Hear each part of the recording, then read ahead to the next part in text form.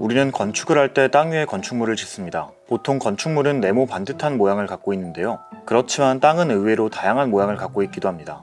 오늘은 건축을 할 때 가장 중요한 토지, 그 중에서도 못난이 땅에 대해 알아보겠습니다. 일반적으로 토지는 정방형, 장방형 등 사각형일 때 가치가 높게 평가됩니다. 그리고 사각형에서 벗어난 사다리형, 삼각형, 다각형, 자루형 등의 토지를 못난이 땅, 즉 부정형 토지라고 부릅니다. 이런 부정형 토지는 보통 가치가 낮게 평가되는데요. 왜 그럴까요?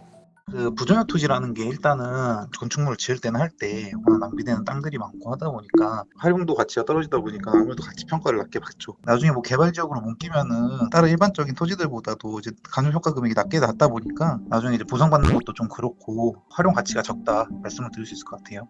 그렇다면 건축을 할 때는 어떨까요? 부정형 토지에 설계를 한 경험이 있는 건축사님께 여쭤봤습니다. 뭐 못난이 땅이라고 이야기를 하는 이제 그런 게 있는데, 자본주의 사회에 우리가 살다 보니까 수익률에 대해서 신경을 많이 쓰게 되죠. 반듯한 네모의 형태라든가 이런 땅들이 어떻게 보면은 더 수익률을 보통 더 낼 가능성이 더 높습니다. 그래서 이제 사람들은 이제 이런 정 네모라든가 이런 형태의 땅들을 갖다가 토지를 매입을 하려고 하고 있고, 우리가 흔히 말하는 그 이제 부정형 토지, 이제 못난이 땅이라고 이야기하는 것들이 이제 가치가 좀 낮게 평가가 되는 경우가 있죠. 이러한 이유들로 부정형 토지는 여러모로 천덕꾸러기 취급을 받고 있습니다. 그런데 부정형 토지는 영영 못난이로만 남게 되는 걸까요?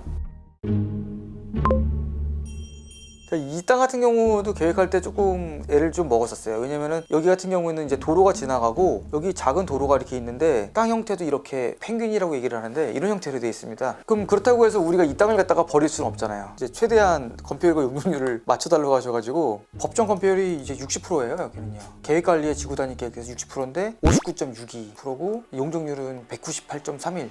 버린 공간이 하나도 예, 좀 땅이 워낙 작다 보니까 건축주가 너무 좋아졌어요. 거의 그냥 꽉 채워가지고 이제 계획을 갖다 한 거죠. 상가에서는 이제 그 전면이 가장 이제 수익률이 높습니다. 그 전면에서 이렇게 직접 들어갈 수 있게끔 계획을 하고, 그 다음에 이제 뒷문으로 들어가서 나머지 층으로 올라가게끔 계획을 한 거죠. 그 우리가 코어라고 합니다. 이제 복도 계단실, 엘리베이터실을 갖다가 이렇게 들어가고 나머지 부분은 이렇게 세 군데로 이렇게 상가를 갖다 만들었습니다. 저는 그래요. 이게 뭐 땅이 뭐 못났다고 해서 쉽게 말해서 우리 몸이 꼭 뭐 모델 같은 몸을 갖다 갖고 있지 않지만 옷을 갖다 줄여 입는 것처럼 땅에 맞춰서 설계를 갖다가 하고, 그리고 이제 건축주의 요구 사항을 갖다가 우리가 실현시켜 주는 게 그 건축사의 역할이 아닌가라고 생각을 하고 있습니다.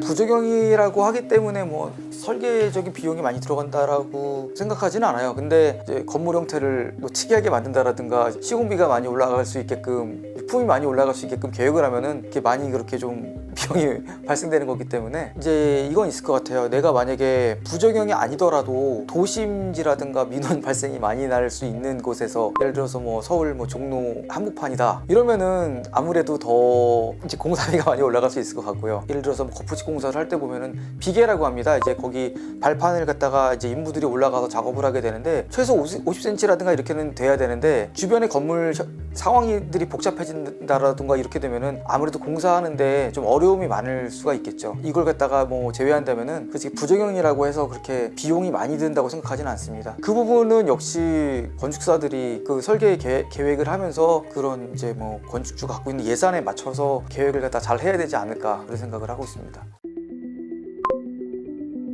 항상 이제 이제 부정형 토지 말고도 일반적인 그냥 우리가 생각하는 네모난 토지들도 조금 이야기가 되는 게 있는데, 특히 부정형 토지는 그 진입로를 잘 생각을 해야 될 것 같아요. 저희는 보통 이제 계획을 하기 전에 도로 관계를 먼저 생각을 합니다. 이 곳에서 기껏 계획을 갖다가 다 잡으려고 하는데, 예를 들어서 뭐 도로하고 접한 부분이 적다라든가 그렇게 되면은 건축을 할 수가 없는 상황이 올 수가 있습니다. 이제 부정형 토지가 저렴하다고 바로 사기보다는 사기 전에 좀 전문가하고 좀 이야기를 나눠서 여기에 정말로 건축 인허가가 가능한지 체크를 하는 게 좋지 않을까 생각을 합니다. 가치가 낮고 천덕꾸러기인 못난이 땅, 올라를 통해 설계를 진행해 보시는 건 어떨까요?